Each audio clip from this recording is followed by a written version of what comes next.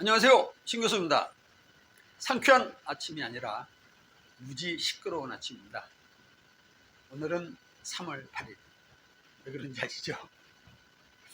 투표일이 하루 남아서 그런지 지금 밖에서는 각 후보의 지지자들이 음악을 크게 틀어놓고 아주 열정적으로 후보를 지금 응원하고 있습니다. 오늘 하루 종일 저렇게 시끄러울 것 같은데 그래도 국가의 대사니까 국민의 한 사람으로서 이해하고 넘어가야 되지 않겠습니까? 사실 오늘은 영상을 찍지 않고 조용히 좀 체결해 볼까 이렇게 생각을 했었는데 문득 제 친구 생각도 나고 그리고 후보자들 한 사람 한 사람을 생각하다 보니까 가볍게라도 영상을 좀 찍어야 되겠다 그런 생각을 해봤습니다. 여러분도 잘 아시겠지만 요즘 그 푸틴의 광기를 보면서 한 나라의 지도자의 잘못된 선택이 자국민뿐만 아니라 지구촌의 온 인류에게 얼마나 큰 아픔을 주고 이게 얼마나 진짜 큰 재앙인지 아주 절감을 하고 계실 겁니다. 그래서 우리나라뿐만 아니라 전 세계를 위해서라도 정말 좋은 지도자를 뽑아야 되겠다 그런 생각을 좀 해봅니다. 오늘은 문득 제 절친 얘기를 좀 해야 될 이유가 당선 가능성 높으신 후보들이 법조인 출신이다 보니까 제 친구 법조인 얘기를 좀 할까 합니다. 그리고 그 친구와 옛날에 나눴던 얘기를 좀 하면서 여러분들이 후보를 선택하는데 조금이라도 도움이 됐으면 하는 바람으로 이 영상을 찍습니다. 혹시 여러분은 사형 집행하는 거 직접 본 적 있으세요? 거의 없을 겁니다. 그렇죠? 저하고 소통했던 분 중에서 목사님이 계시니까 혹시 또 그분은 보셨을 수도 있겠네요. 목사님이나 의사들은 볼 수도 있었겠네요. 이 친구는 평범한 가정에서 태어나서 그냥 동성고등학교 나왔고 그 다음에 성대 4학년 졸업하고 4학년 때 수석낙방을 했습니다. 사실 수석낙방이라는 게 아시는 분은 다 아시겠지만 떨어진 애들 중에서 가장 높은 성적. 아쉽죠? 잠이 오겠습니까? 그래서 며칠 동안 또 술속에 빠져 살다가 그 다음에 이제 합격 가능성이 높으니까 경희대 대학원에 2년 장학생으로 들어갔죠. 그리고 2년 후에 경희대 대학원 졸업할 때 이제 사시 합격을 했죠. 그때 떨어졌으면 머리 깎고 이제 사병으로 가야 되는데 군 법무관으로 가서 3년 근무하고 제대한 후에 남부지청에서 1년 반 정도 검사 생활하고 그러고 나서 사직서 내고 그리고 변호사 생활을 쭉 했습니다. 그러다가 3년 반 전에 고인이 됐죠. 그런데 이 친구 얘기를 제가 하는 이유는 우리 당선 가능성 높은 후보자들이 법조인 출신이잖아요.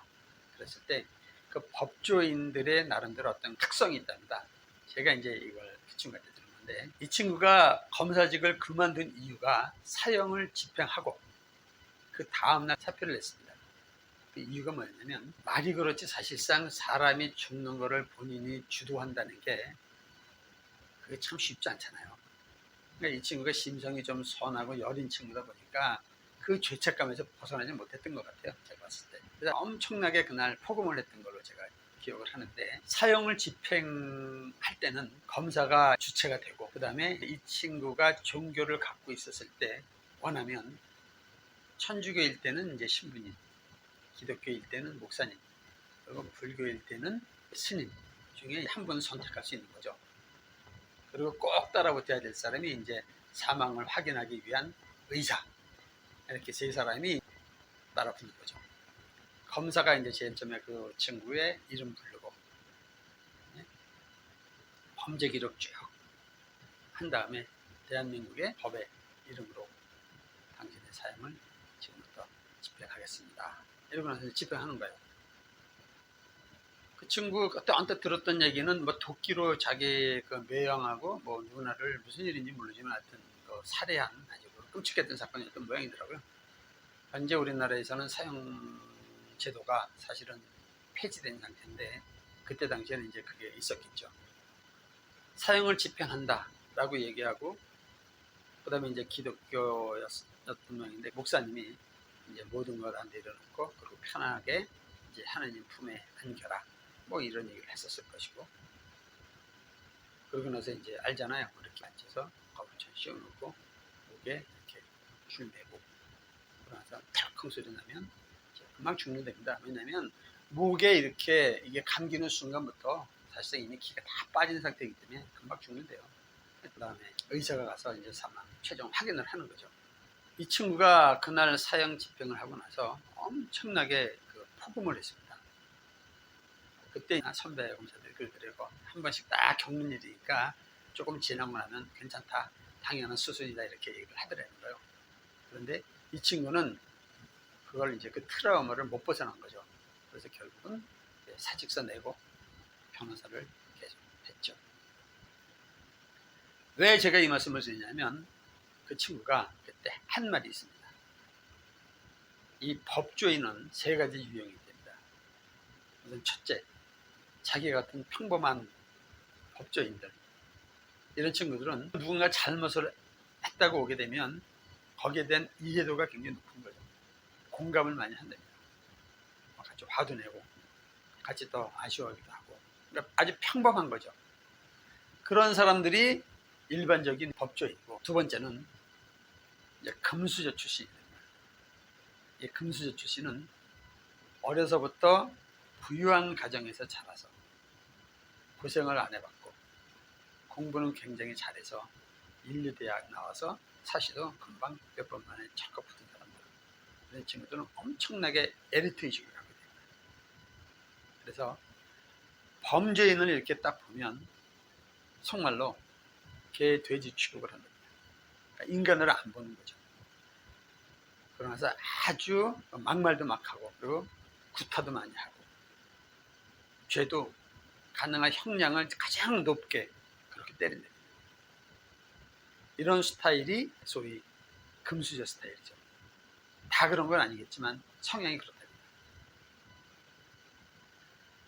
그 다음에 세 번째 유형이 이제 흑수저 출신이죠.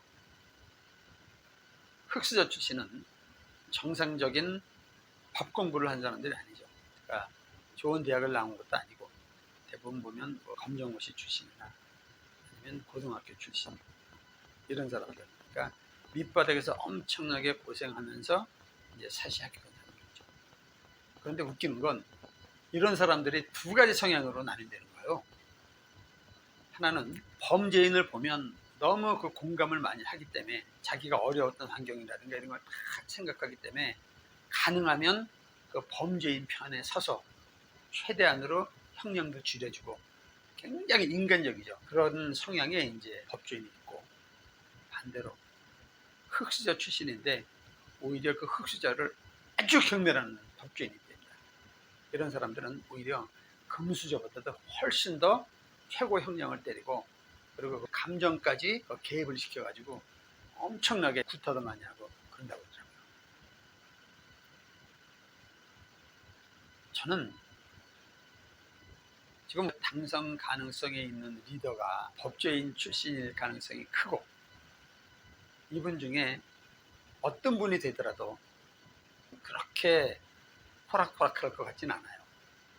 다만 이왕이면 당선 가능성이 높은 우리 후보자들 중에 여러분이 어떤 선택을 해서 어떤 리더가 탄생할지는 저는 잘 모르겠습니다. 하지만 이왕이면 제 친구 법조인이 한 얘기가 여러분들한테 만큼이라도 선택하는데 도움이 됐으면 하는 바람에서 오늘 이 영상을 찍었습니다. 자, 내일 정말 좋은 지도자가 뽑히기를 바라면서 오늘 영상은 여기서 마무리하겠습니다. 모두 파이팅입니다. 감사합니다.